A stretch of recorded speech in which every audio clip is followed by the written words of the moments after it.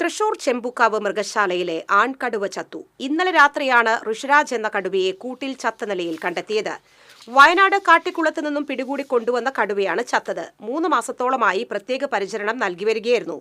തീർത്തും ചലനശേഷി ഇല്ലാതായ കടുവയ്ക്ക് നേരിട്ട് വായിൽ ഭക്ഷണം വെച്ചു കൊടുക്കുകയായിരുന്നു.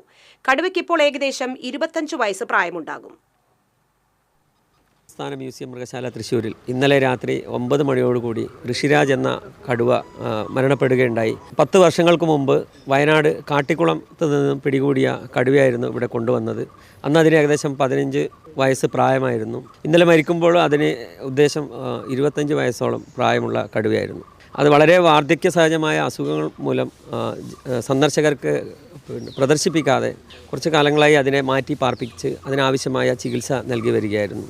അതുപോലെ തന്നെ വെറ്ററിനറി കോളേജിൽ നിന്നുള്ള ഡോക്ടർമാരെ ഉൾപ്പെടുത്തിക്കൊണ്ടൊരു വിദഗ്ധ സമിതി രൂപീകരിച്ച് അതിന് ചികിത്സ ഉറപ്പുവരുത്തിയിരുന്നു. കടുവയുടെ നിരീക്ഷിക്കുന്നതിനായി രാത്രികാലങ്ങളിൽ പ്രത്യേകം കീപ്പറെ അതിനുവേണ്ടി ഏർപ്പെടുത്തുകയും അതുപോലെ തന്നെ അതിൻ്റെ കൂട്ടിൽ CCTV ക്യാമറ പ്രത്യേകം സജ്ജീകരിച്ച് അതിനെ ഒബ്സർവ് ചെയ്യുകയും ചെയ്തിരുന്നു. അപ്പോൾ അവസാന കാലത്ത് അതിനെ തീർച്ചയായും നല്ല രീതിയിൽ അതിൻ്റെ കീപ്പർ അതിൻ്റെ അടുത്ത് പോയി അതിൻ്റെ വായയിൽ ഭക്ഷണം വെച്ച് കൊടുത്ത് ഇറച്ചി അതിൻ്റെ വായിൽ വെച്ച് കൊടുക്കുകയും വെള്ളം സിറിഞ്ചിലും ട്യൂബിലുമൊക്കെ ആക്കി അതിന് നൽകിയിട്ടുമാണ് അവ ഇത്രയും കാലം അതിനെ പരിപാലിച്ച് വന്നത്.